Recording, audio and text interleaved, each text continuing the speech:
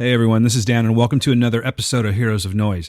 I just wanted to stop by real quick before the intro starts just to say that Steve and I are so stoked because we recently got to speak to the one and only dream team of Ben Rock and Bob DeRosa, creators of Video Palace. Remember how much we liked Video Palace? Remember how much we just jammed that down your throat because we wanted you to listen? Well, guess what? They're back again with a brand new Audible they just released on October 27th, and it's called Catchers. Ben and Bob were nice enough to stop by and talk with us to give us the ins and outs of recording this brand new release, dealing with COVID, things like that. It's all in there, so I'm going to let you guys listen to it because, you're going to hear enough of me. But I just wanted to say, once again, thank you so much to Ben Rock and Bob DeRosa for stopping by. They are friends of the show, and they're welcome anytime. So, guys, listen to a great interview. These guys are great. We love having them on.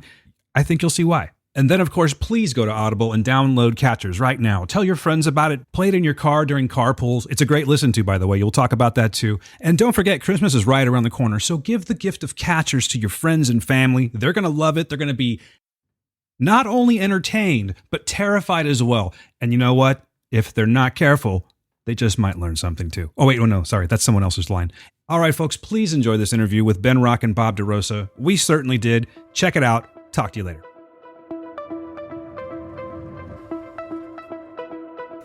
Hello, everyone. Welcome to another episode of Heroes of Noise, a bonus episode of Heroes of Noise. My name is Dan, and with me is Steve. What's going on, people? What's happening, buddy? How you doing today? I'm doing well, man. I gotta tell you something, Steve. I'm pretty excited right now because we have guests. You know how much I love to have guests on the show. So do I. Normally, I'm not a guest person, but for these brothers, well, that's the thing. You're not the guest guy, but I know you're excited about this one. I'm even happier when they're return guests. So I'm gonna go ahead and just do the little build-up thing, and then we'll get into this. All right? Oh, snap. All right, here we go. So at 2015 and 2017, these gentlemen introduced us to season 1 and 2 of 20 Seconds to Live. In 2018, they showed up over here. Actually, it was 2019, but we'll call it 2018. And they had the podcast on Shudder. I'm sure you'd heard it. Video Palace is what I'm talking about. And then in 2020, they came back and they brought some friends with them to create Video Palace, In Search of the Eyeless Man, which is both a book as well as an audiobook. And as of October 27th, they've gifted us, ladies and gentlemen, with a highly entertaining Audible story known as Catchers. With us today, Bob DeRosa and Ben Rock. Welcome to Heroes of Noise, guys. How you doing? Hey, guys. Thank you so much for having us. Yeah, we're excited to come back. Yeah, it's an absolute pleasure. It's been way too long since we last talked, so thank you for returning my calls. I appreciate that. Oh, our pleasure. We have to go through the obligatory COVID, of course. Yes. I'm sure a lot went down with you guys during COVID and all of that, but it's been so long since we've actually spoken. I'd like to know what's up, how you guys been, what have you been up to? This has been a big part of it. We were actually at the early stages of writing Catchers right when the pandemic hit, and we do most of our outlining and stuff over at Bob's house. And one day it was like, nope, we're doing it on Zoom from now. It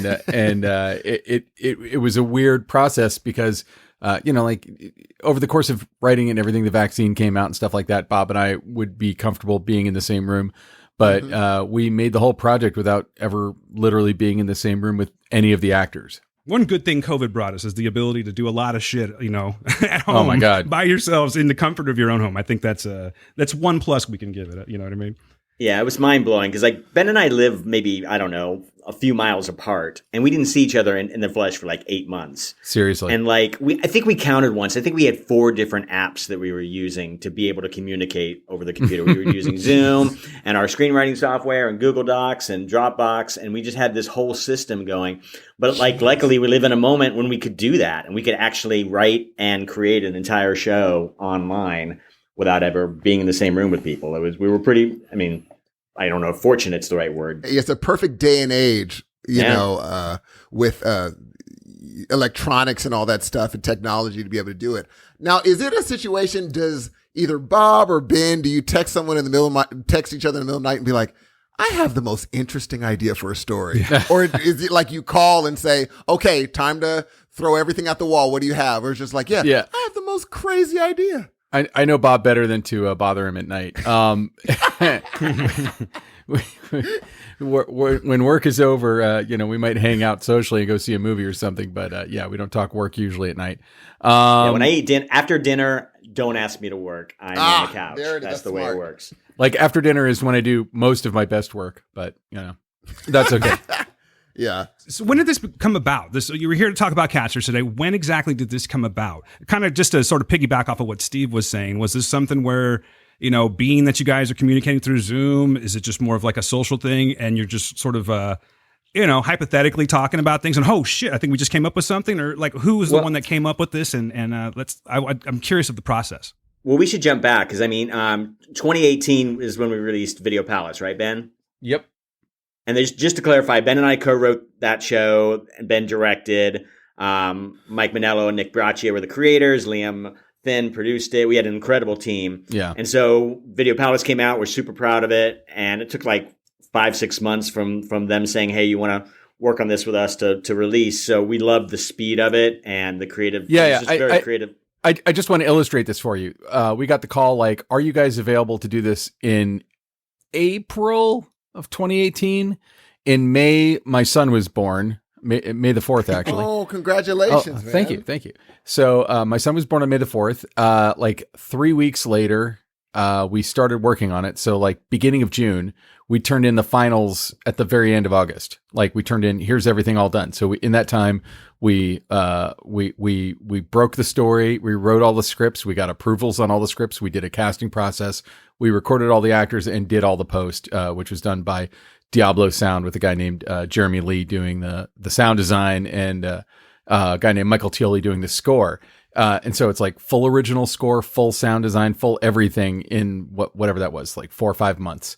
This was a different story, to say the least. So what happened was, like, I think the last time we met with you guys was it January 2019? Is that what we were saying? I believe so, January 2019. Okay, so right after that, a producer at Audible reached out to Ben over Twitter and was like, hey, Video Palace is great. We like horror. Do you guys have any other shows? And Ben and I were like, sure we do. And then we looked at our various idea files and we came up with 3 ideas that we pitched him, just literally sentences. And the producer picked one, and it was Catchers. And actually, Catchers was originally Ben's idea. You want to talk about how you came up with that, Ben? Yeah. I mean, it's inspired sort of by a real event where I was riding my bike and I came across a dog that like a stray dog in a parking lot who looked like he was in distress. And I love dogs. And so I went over to the dog. The dog didn't run away from me. I didn't pet the dog. I didn't want to get bitten or anything like that. And I called a friend of mine who's a dog trainer, and she said, just call animal control. Call animal control. I'm like, okay, fine. So I sitting there on my phone next to my bike with my silly bike shoes and everything, right near the dog. Again, never touched the dog. Called animal control. We're right by a parking lot. Cars are coming. Cars are going the whole time. Like about an hour goes by, and the animal control van shows up. And the guy gets out, and he's got the and snatch, the pole with a little loop of nylon or whatever. He literally opens up his door, holds that. The dog just takes off into the woods, and never to be seen again. I'm like, aren't you going to chase him? He's like, be my guest. And sounds familiar. Yeah. And I like, I felt horrible for the dog, obviously, but on the way home, I just kind of started imagining like somebody with that attitude having to like catch something horrible, and I think in my mind originally it was going to be some kind of an alien or something. And then, I kind of morphed it into, 2 characters, sort of based on one of my favorite movies of all time, Repo Man, where you've got like a young character and a crusty old character. And I went home like that night and I wrote a monologue from the point of view of the crusty old person. And a version of that monologue is still in here where he's talking about how, you're going to get stitches and they're going to hurt like, you're going to get shots right into your guts that hurt like Dracula's blowjobs. Like that, like great line, by the way. Stream of consciousness, that thing kind of just poured out of me, and I just stuck it in a folder. This is probably, I don't know, 2009, 2010, and every once in a while I would kick it around. And when Bob and I were kind of going through our various ideas to pitch, that was one of the ones that I was like, maybe this has some life. I pitched it to Bob, he liked it, and any idea I had of what it was kind of went out the door. As soon as you're working on something with a partner, you have to kind of allow your ideas to die and change and become a better, newer thing, which is what happens with Bob. So once we started really brainstorming what it could be and how it was, I would say in every way, it's every bit as much Bob's ideas, if not more so than mine at this point. But yeah, the first germ of it was that one dog catcher. That is amazing. And do you do we're going to do an overarch of where it's going to begin and where it's going to end? Or do you just say, let's start writing the the dialogue and wherever it ends, or do you have an overarching until we start with the dialogue? Yeah. We learned this pretty quickly with Video Palace. Luckily, I'd worked in television. I worked in the TV show White Collar for a season. And when you work on a TV show, you have to track out the entire season, and then you have to break every individual episode, but then you're also kind of tracking the various through lines of a season. And so I learned how to do that. And Ben and I had, we played around with a pilot, and so we practiced breaking story together, and then we did Video Palace together, which was turning a 10-page pitch document into 180 pages of script over 10 episodes. Which we did in, I think, 6 weeks, right? Didn't we just turn that around in about 6 weeks? Yeah, it was super fast. So when it came time, so much work. When it came time to catchers, there's no room for let's just start and see where this ends up, especially when you're making something for a platform like Audible or Shudder, where they go, we want to make this, we just need to know what this is. And so Ben and I, we have a process we go through. And at first, it's a lot of throwing ideas at the wall and seeing what sticks and figuring out what characters are going to work. But eventually, we have 2 cork boards we put up, and that's enough to fit 8 or 10 episodes on. And then we're putting ideas on note cards. Basically, I sit at my desk and we talk about ideas until we got one we like. I write up the card in my terrible handwriting, which is actually better than Ben's. Way better than mine. Yeah, my handwriting is illegible. I hand the card to Ben, and his job is to get the little tack and put it up on the board. If I do that part, Ben's like, "Aw, I want to put the tack. I want to put the card on the board." And so then, so we do that, and we start filling in the gaps. And before you know it, we've got two boards filled with cards. And Ben will then go through, and he'll start marking when a scary thing happens. And that way we can look at the whole board, at the whole show and go, oh, there's not enough scary stuff in episode 4, or there's too much in this one. Let's move it around.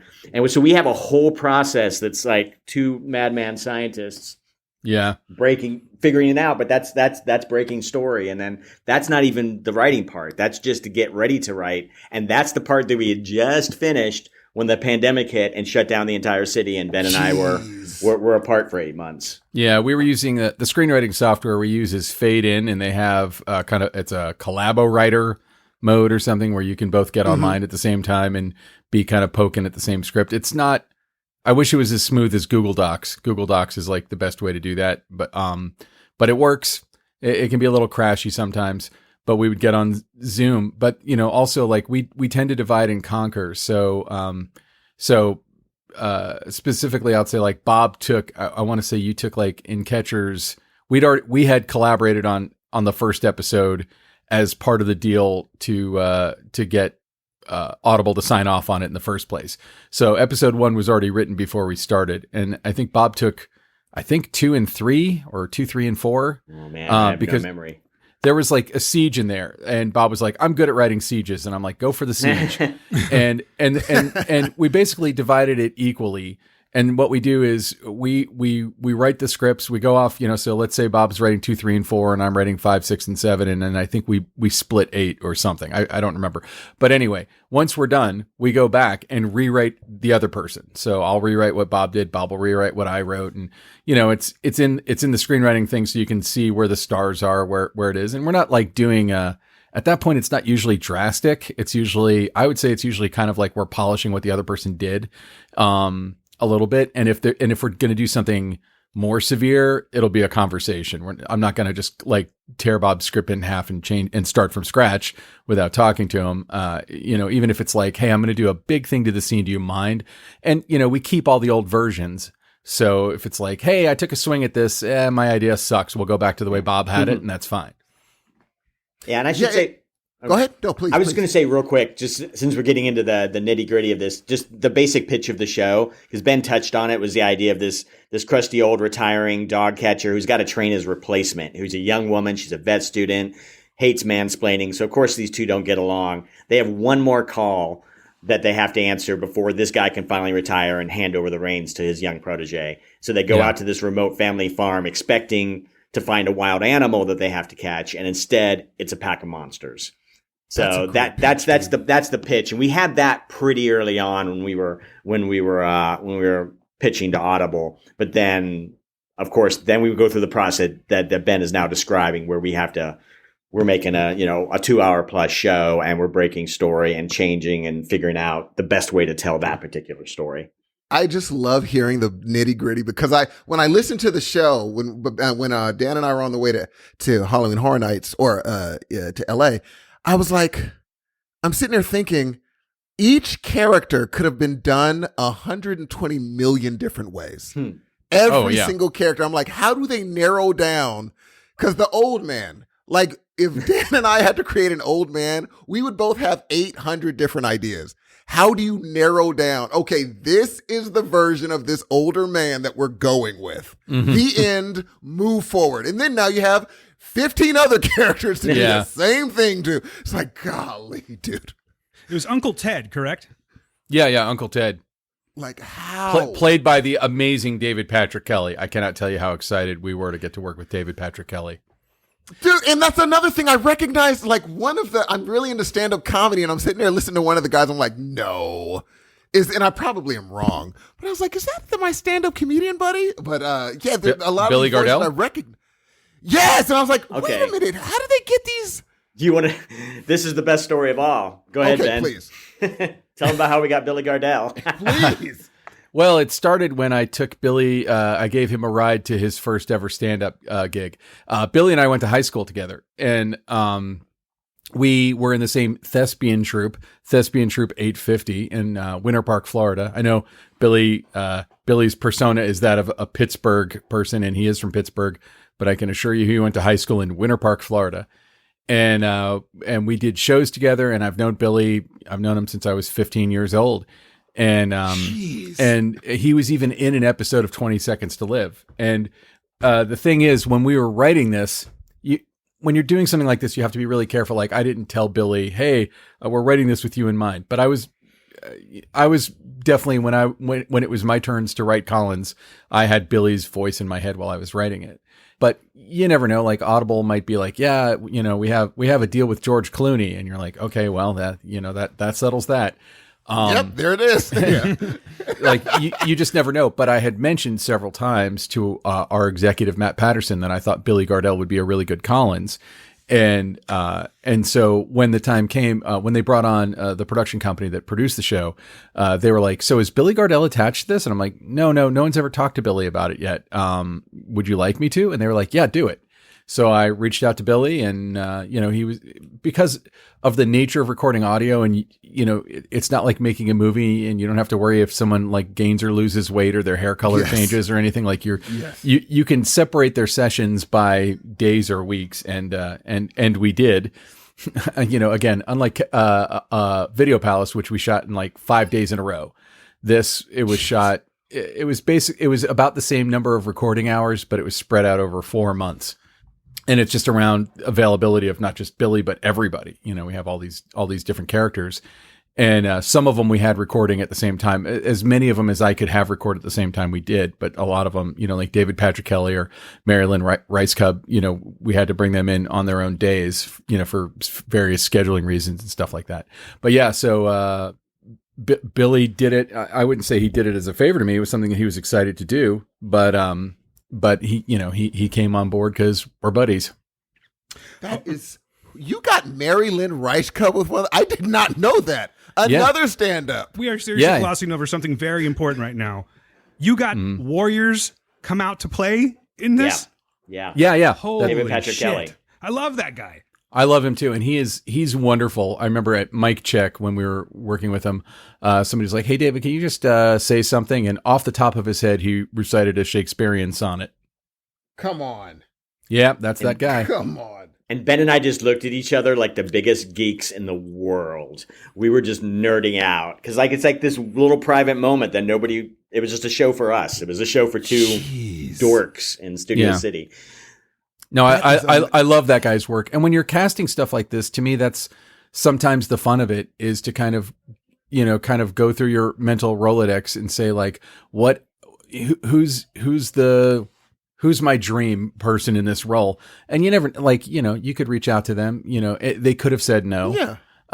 But for each one of them, I think the commitment was maximum 2 hours. It wasn't really that much of their time. So it's like, if they like the material, it's, it's a fun, easy thing to go try out and, I feel like it helps raise our profile, but moreover, like Mary Lynn Ricegub, the feature I directed, the star was Carlos Bernard, who played Tony Almeida on 24, the TV series, and Mary Lynn Ricegub famously played a character named Chloe. So I'm like very slowly collecting all of the characters from 24 in my stuff.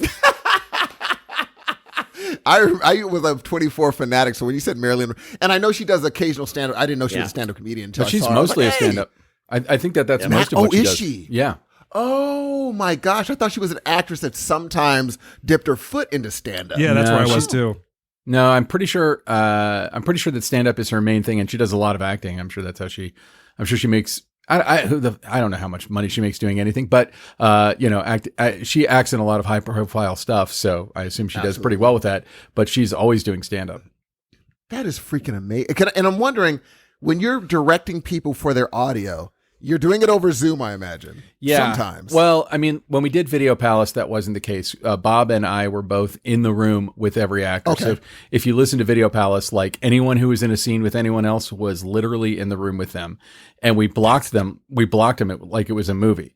And this was done because of COVID and other factors. This was done with people in kind of isolated recording booths. And so you could have multiple people in a Zoom session, so at least actors could act opposite one another.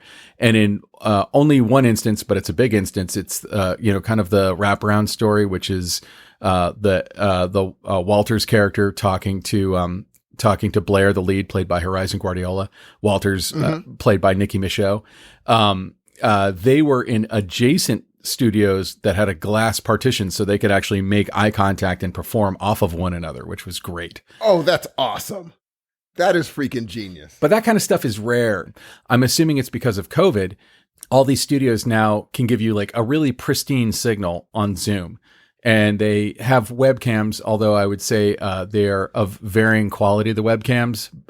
Obviously, you don't need to see what someone looks like. It's only helpful so that they can so you can sort of make eye contact like the video on Zoom is. Right. And to help explain yourself better. But I vastly prefer having more than one actor in a session together, because then their performance builds off of each other. So almost all of the Blair and Collins stuff, that's Billy Gardell and Horizon Guardiola, almost all of their stuff is the two of them in simultaneous Zoom sessions, although I don't think they were ever even in the same building. And the same with Blair and Walters. And it's, to me, you get a better performance out of that. But, as a director, Bob, we did most of them from Bob's house. I'd be at Bob's house. We'd both be in the Zoom session. And you just obviously you have to know the story back to front and know what you're setting up and what you're paying off, but also just kind of performance wise, it's honestly, it comes down to the same kind of thing that you would need to know in film or theater, which is like, what is the character trying to do? Or what are we trying to get across here? And how to explain that in a language that actor will understand, which every director will tell you. Every actor is different. So you never really know from one to the next, what's going to be the best, most efficient way to communicate with them. And in audio, you have to be very efficient, because like movies and TV, like a movie, you might be doing 3 to 5 pages a day. TV, you might be doing 6 to 8 pages a day. We were regularly doing like 40 pages in 4 hours. Golly, man. That's crazy. But it ended up being about the same as what we did on Video Palace. We were recording on Video Palace, we were recording about 40 pages a day ish, give or take. But we were recording everyone in a scene, so it was over. And even in scenes where we had multiple characters recording at the same time, there was inevitably somebody else who would have to come in. And so, again, like David Patrick Kelly, like he was in New York. We had to do all his stuff all together and get him out the door, basically. So we didn't have him in group scenes, which I would have loved to have done, but it just schedule wise and budget wise wouldn't have worked. So inevitably, and I made this massive, boring to look at spreadsheet that was like every scene, who we were going to try and record together, who was left out after that. And, so who were in the group and who was not in the group. And then we would have to pick all those things up later. And, we always had, an actual actor, not myself or Bob, but well, I mean, Bob is an actor, but we always had an actor or two actors who would read off of, again, if it was Mary Lynn or David Patrick Kelly or whatever, we would always have actors that they could read off of so that they're giving a genuine reaction and a genuine performance rather than just spouting off their lines, which is another way you can do this and not one that I especially love. And so at least that kind of makes them feel integrated into the scenes. But then sometimes the trouble would be like, okay, do you remember when we recorded this? Were they all getting elevated and faster, or were they calmer? Like, trying to make sure that you got the performance that matched the energy that you might have recorded a month and a half earlier. And every once in a while, we would have the actors do it a couple of different ways just in case. But for the most part, we would remember about what it was. I can say that like we're inspired by like movies like Tremors, where we love movies where like, fun horror movies where people are stuck in a spot and monsters are trying to get them. But with movie, you can have 8 or 9 people and some of them are going to die. But it's like we're just used to that sort of, movies like The Thing where you just have a big cast. Doing an audio show, we realized not a lot of people do what we tried, which is like, when we had the actual siege, it was our 2 animal control officers, Collins and Blair, plus a family of 4. Our 2 dads, their adopted daughter, Kaylee, and Uncle Ted.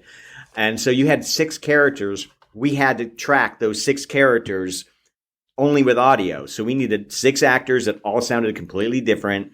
And we needed to kind of be mindful of how many people were talking in the same scene so that so the listener doesn't get confused and go, wait, who's that? Or what happened to Uncle Ted? He kind of dropped out. Yeah. So all these things you don't think about because in a movie, you can just see all the people. In audio, we had to, on a narrative level, have to try to figure out how can we keep all of these characters alive and in the scene.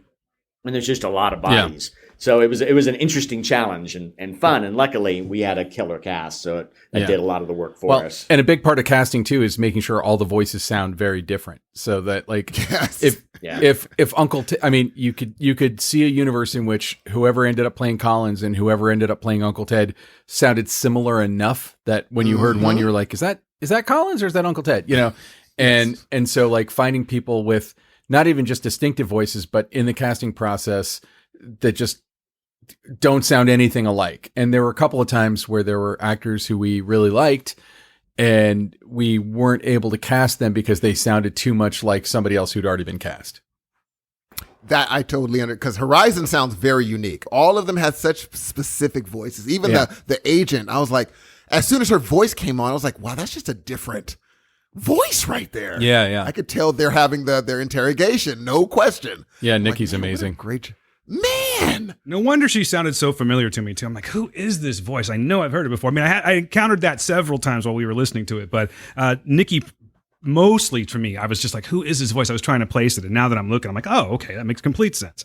Hey guys, I wanted to ask you because Steve and I are both huge fans of horror, and more, specifically like creatures and creature design and all of that. And we were talking about this, trying to picture what this creatures, well, there's a couple of them, obviously, a couple of different types of creatures. And we were trying to figure out like what we thought they looked like by, your explanation of it or your description of it, I should say. And I'm curious to you guys, who came up with the creature design? Did you go back and forth? Were you inspired by anything? And more importantly, do you have any type of like concept art of it or anything like that? That's No, a great question. Yeah, there's no concept art of it. There is. I did make a Pinterest board of various monsters that I thought, kind of amalgamated all together might kind of comprise what our creature looked like. But one of the big pieces that we were able to get was to hire someone to voice the creature, and that kind of opened up a lot of doors. And it was actually, I have to thank Yuri Lowenthal, who plays the police officer at the very beginning, for hooking us up with Fred Tatasciore. Fred Tatasciore is like an amazingly accomplished voice artist. And side note, he also is the radio voice of the commercial for the Yulin Corporation in the episode. Oh, come on. All right. Yeah. Mm-hmm. So Fred does amazing monster sounds, and he did an audition for us, which was awesome.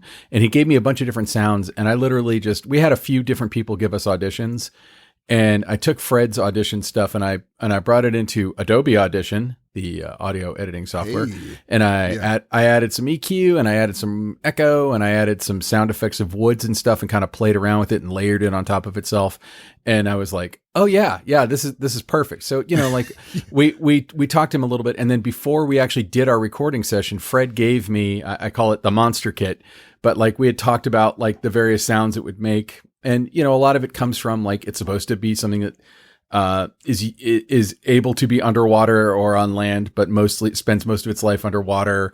It can smell really well. So it would have like a really large, nasal chamber, all that stuff. It is a mammal.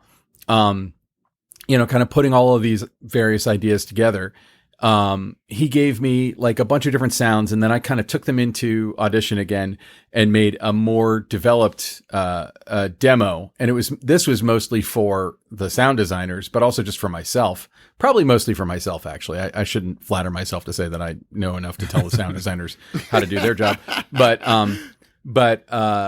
But it was basically like combining them in different ways. And at first I brought in I have a bunch of sound effects. So I brought in like a crying baby and a pig squeal and nails on a chalkboard and a rusty hinge. And I was like, I was going to combine all those into it. And I was like, fuck it. Let me just see what just Fred by himself can get me. And it was amazing.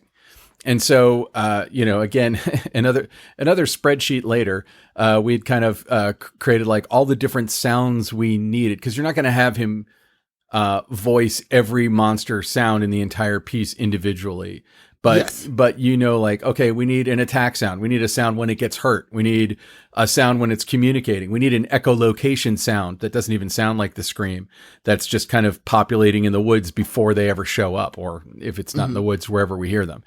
And so we kind of went through that process and I think again, we only had like 2 hours with Fred to record everything, but he nailed it. I mean, like he didn't just nail it. He nailed it well enough that we were able to get the radio, commercial voice when we were done. And I'd said to him like, hey, cause he has his own recording setup. I'm like, if you would prefer to break this up into 4 half hours or whatever, he's like, I think we could do this in 2 straight hours. Don't worry about it.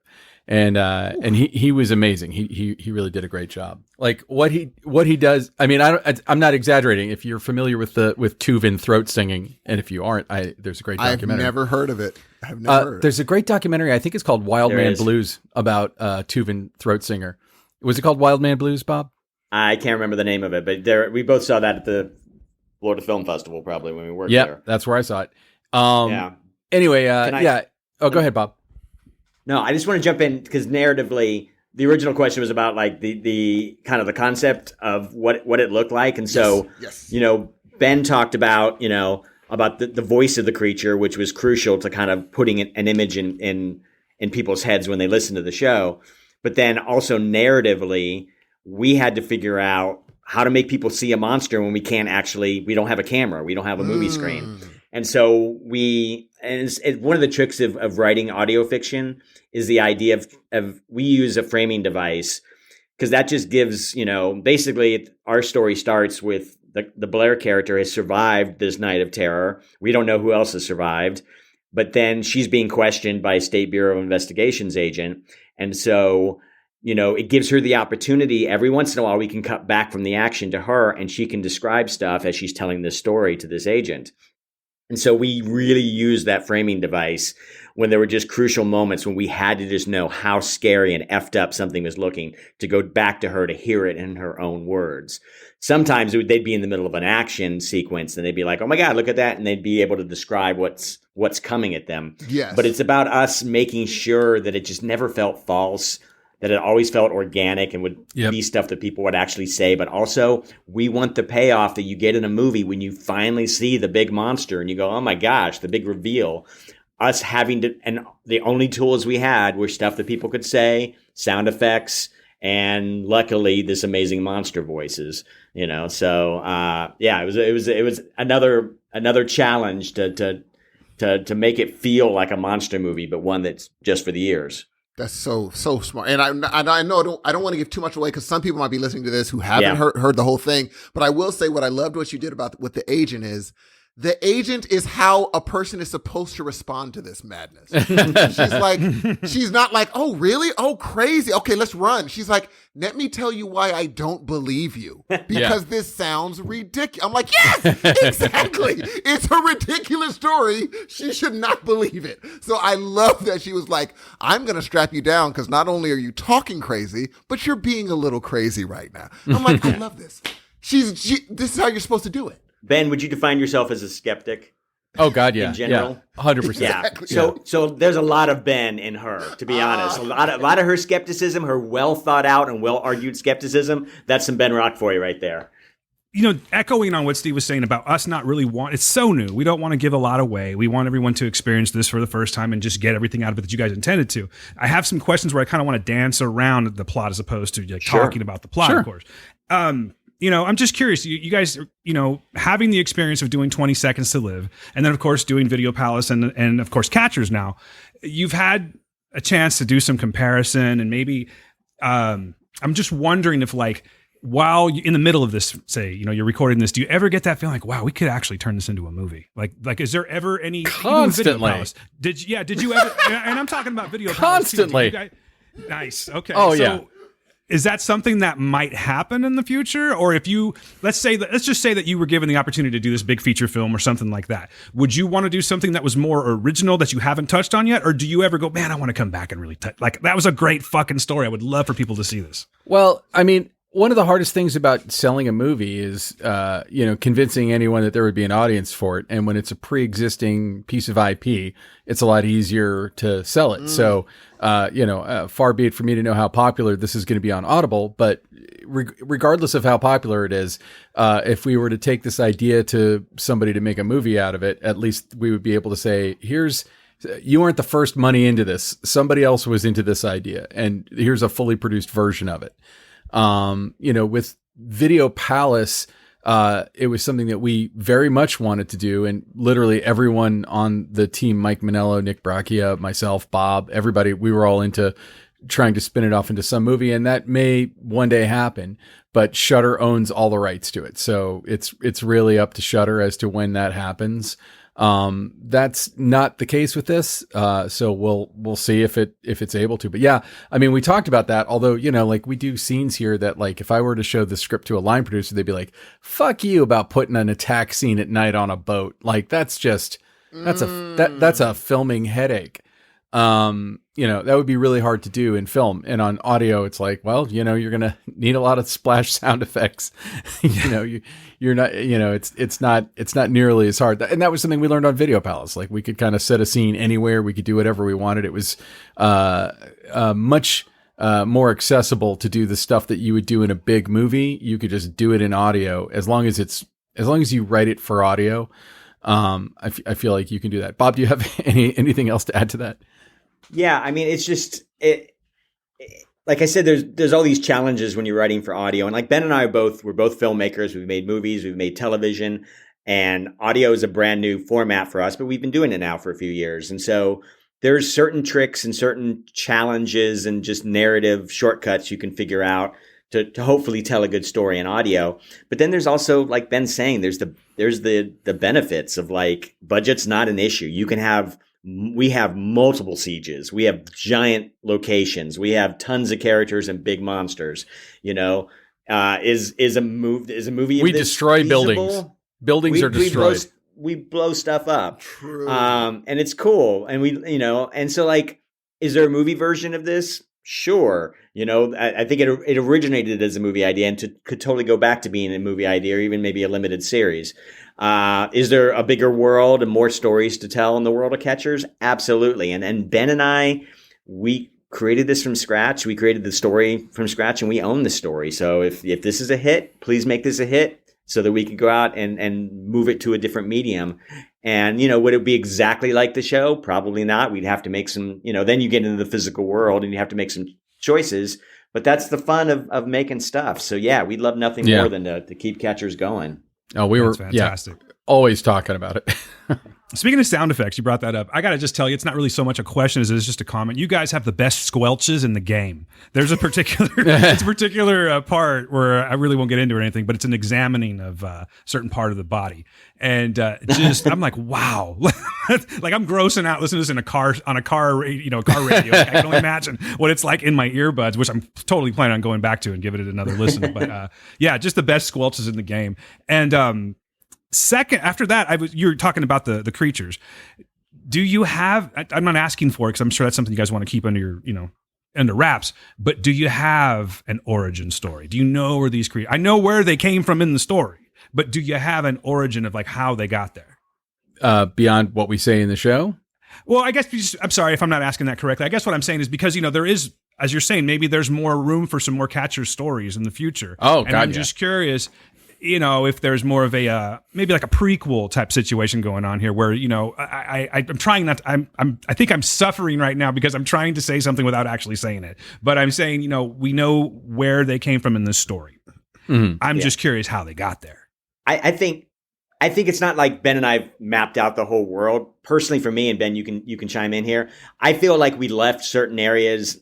I don't necessarily think there's unanswered questions, but there's avenues that are just kind of there that like, if there's an avenue of like, what about this period of time? What about this origin? What about this? I think there's so many openings for story and so many possibilities. That's open to us. We haven't figured it all out, but I think we would love nothing more than have the opportunity to do so. That's the fun of it, right? Yeah. Pardon me, like marble mouthing there, but I was just really not trying to give away anything. You know what I'm saying? Yeah. Appreciate it. I understand. Because these creatures are, there's a thing that I love about these creatures where for me, I'm like, hey, normal creatures, you get bit, you get away, everything's fine. Mm-hmm. The way y'all did a thing where it's like, not necessarily. Not necessarily. It's so smart, which makes these things so scary. And the whole time I'm listening, I'm like, man, you actually have to think, what would I do? Yeah. Like, what would I do in this situation? Now, I'm vacating the premises. It is not my job to figure out, no. I am getting as far away from and the dope thing is, you made it so that, they would probably want to, but what if that's not an option for you? Well, and we have a character so smart. We have a character who tries that. So exactly. And you guys wrote it so smart because me being this is on something only you. I'm sorry, listeners, but only you're gonna understand. I'm like an environmentalist, and there's a question toward the end of this being like, what to do, and I'm like, right in my brain, I thought, but wait, and you guys did a but wait. But you made Horizon do a but wait. I'm like, I love this. I loved it for a split second. Oh, thanks. It's like, hold on. And I'm like, yes, and so so smart. I mean, so smart. Beautifully done. Oh, thank you so much. Thank you. I think one of the things that we really endeavor to do when you're writing a horror story, it's very easy to be like, hey, let me have this character do X, Y, and Z so that they get in the wrong kind of trouble so I can have a big and fun kill scene. And you see that all the time. And I'm not down on people who do it. I love a lot of those movies. But, like to me, True North is like John Carpenter's The Thing, which Bob and I actually saw at the Hollywood Forever Cemetery last weekend. Fantastic. One of the best. Yeah. And it's like what you do is you have these characters who do the smartest thing or the most appropriate thing that character would do. And it makes the writing more difficult, I think, sometimes, because when you're like, okay, well, if they're smart, they wouldn't get into this situation. But these are characters who are, they're not commandos, they're dog catchers. They are the definition of brought a knife to a gunfight. They are not ready for what they're up against, and yet they're the only people who can do it. And so to have those characters do the thing that they would do, and a lot of times between these two characters, they just bicker and fight about what that is. Which I hope, to me, that's part of the fun. That's like the Repo Man and Tremors and stuff like that, where you have these kind of an old and a young character who just don't agree. And then, they come across a bunch of other characters who also, all are kind of coming at it from a different mindset. And it's kind of about them all. The whole story is about them all trying to get the right mindset to take care of the problem, which is, getting killed by monsters. And so, that it's hard to do sometimes because it's easy to be like, hey, I'm just going to have this character do something just stupid so they can get killed in a fun way. And, you know, we try to avoid that. Yeah. And what I love of what you guys did is if I'm in the woods and I see something like flying with colors, I know it hasn't been discovered. I'm like, oh, this is an alien. But if I saw that thing, I'd be like, maybe I've just never ran into this thing. Yeah. It's like, I wouldn't think it's a I'm just like, maybe I'm just not cultured enough in these woods to have seen this. But as it goes forward, I'm like, wait a minute, no. We've never seen anything like. But I love how you're like, it's just advanced enough for it to be real. Like this could actually be in somewhere that we just don't know. I'm just like, this is so scary. Oh, this is you. so devastatingly scary. It's just, and I have to ask, this is one of my favorite lines I've heard in a pod, which is a movie in my brain. Who wrote the line, hey, turns out if you do something terribly for 15 years, you get okay at it. I'm like, oh my God, you do. You totally do. I'm like, I don't remember, feel Bob. Good about trying. Who wrote that? I Bob? think that might have been me. It's such a good line. Thanks. I love it. But I don't know. And I think we probably, if I wrote it originally, then Ben rewrote it, and we can share credit for it for sure. So thank you for that. Dude, because it made me like, I need to start doing stuff. They're like, hey, even if you suck long enough, you're going to be okay after 15 years of this thing. I'm like, oh, dude, that's totally dope. It gives us all hope. Exactly. I'm like, yes. Hey, let's talk about the music real quick. I know that you guys are running out of time here, but I would like to know, can you tell me about the composer and how that all came to be? Yeah, so the composer is a guy named Steve Moore, and he's actually in a band called Zombie, Zombi, and they do music that sounds like, Dario Argento music from 1978. Like they do very horror centric stuff.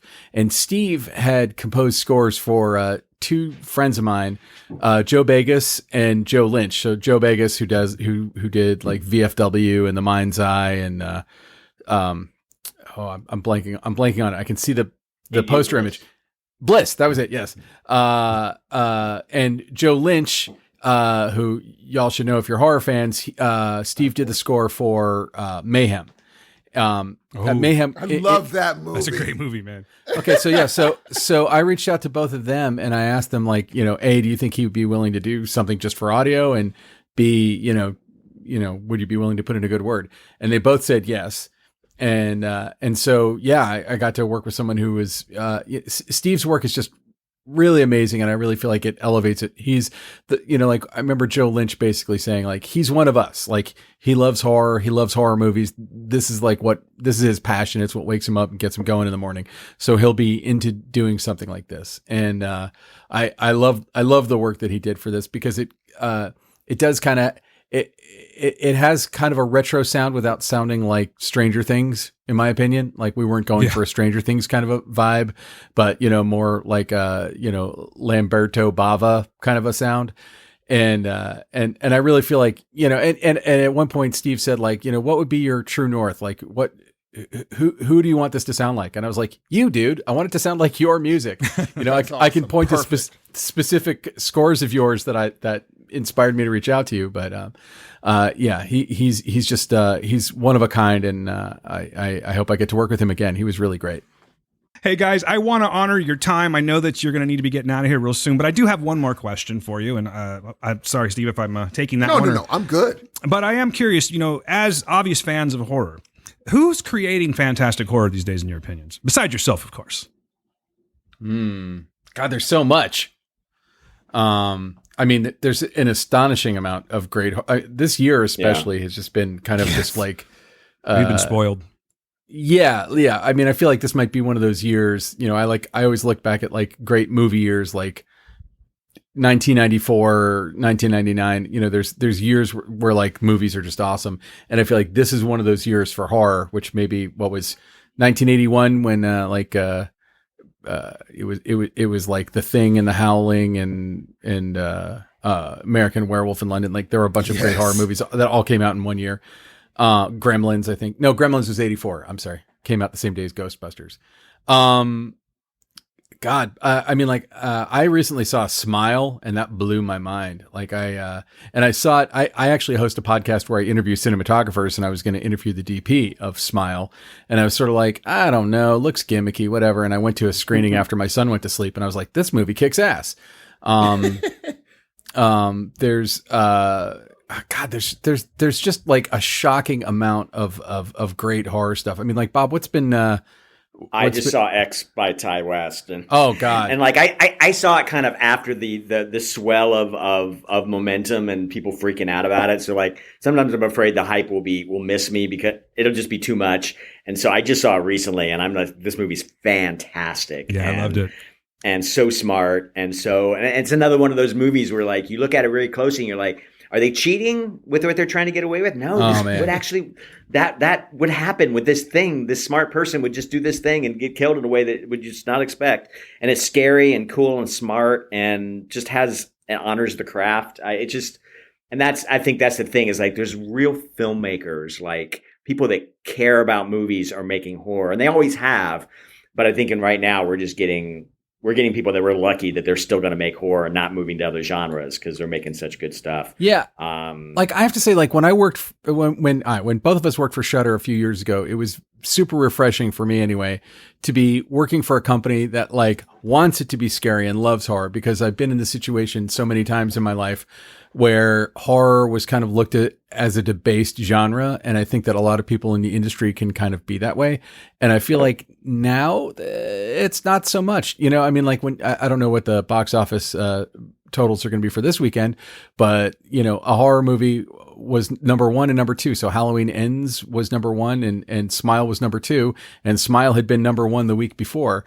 And, you know, it's hard to argue that horror isn't, you know, one of the most vibrant genres. And I'm a big Fangoria reader, and you know, have been since I was, you know, a teenager. And Fangoria has gone through many iterations, and where it is now, it's really interesting because the horror genre is sort of embracing so much diversity and so many voices who, you know, like frankly, when I was a kid, probably wouldn't have gotten a shot to make a movie. And so you get movies like the new Hellraiser, for instance, you know, where you have a trans woman playing Pinhead. I've watched it twice now, and I think it's the best Hellraiser since the first one. Yeah, it's incredible. Agreed. Yep.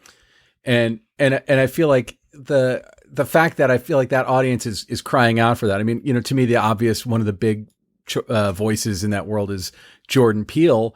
And I don't think he came up with the phrase elevated horror. And if he did, I think he'd be embarrassed about it, because the idea, like, because I don't think horror was ever not elevated.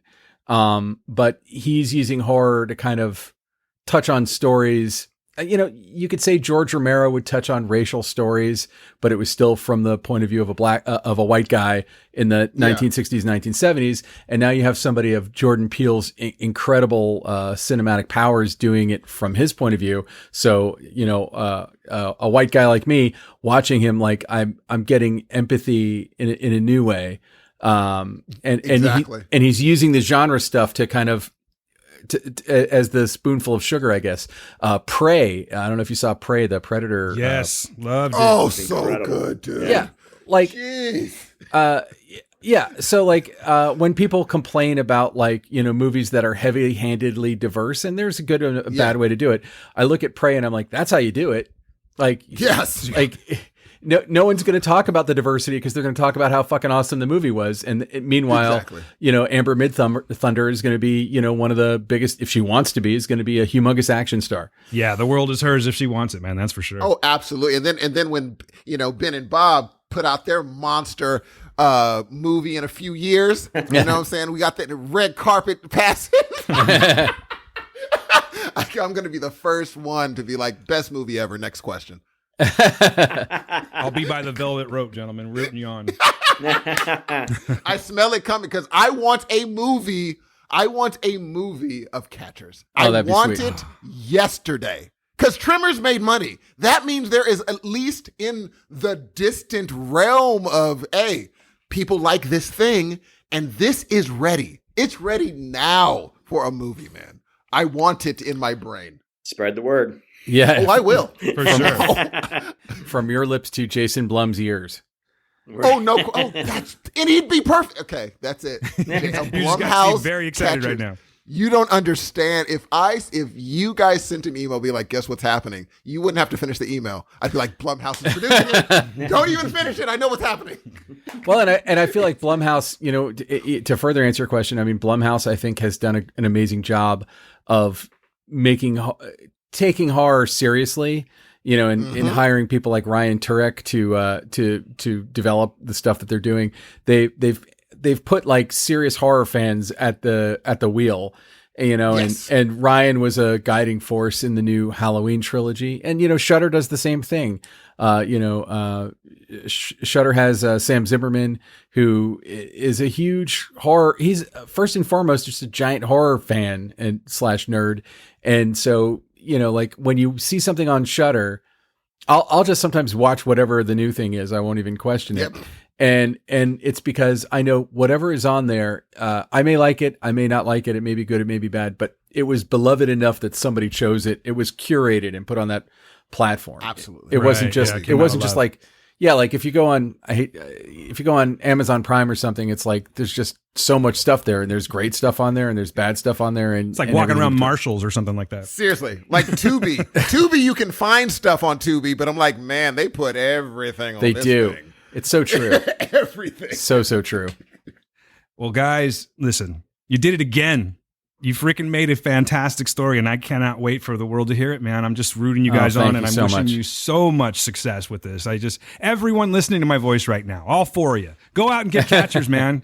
Go out and just you don't even have to go out anymore. That's the beauty of this whole thing with this. It's on Audible. It's on Audible. And besides, the pandemic changed everything anyway. You know what I mean? Just sit in the privacy of your home and hit download and listen to a fantastic story that's going to keep you entertained for hours. I promise you this.